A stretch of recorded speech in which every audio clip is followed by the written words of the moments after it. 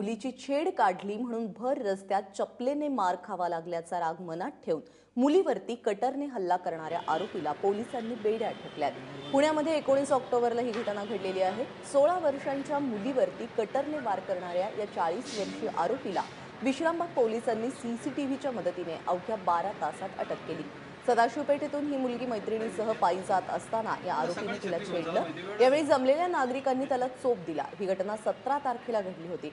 हा सगळा प्रकार सीसीटीव्हीत कैद झालेला आहे। याचा राग मनात ठेवून आरोपीने तिला रस्त्यामध्ये अडवून तिच्यावरती कटरने वार केले, पण सुदैवाने ही मुलगी थोडक्यात बचावलेली आहे। तिला किरकोळ जखमा झाल्यात। 19 तारखेला विश्रामबाग पोलीस स्टेशनला सदर मुलीच्या फिर्यादीवरून सदर आरोपिताच्या विरुद्ध भादवी कलम 324 त्याचप्रमाणे पास्को कलम 12 त्यान्वये गुन्हा दाखल केलेला आहे।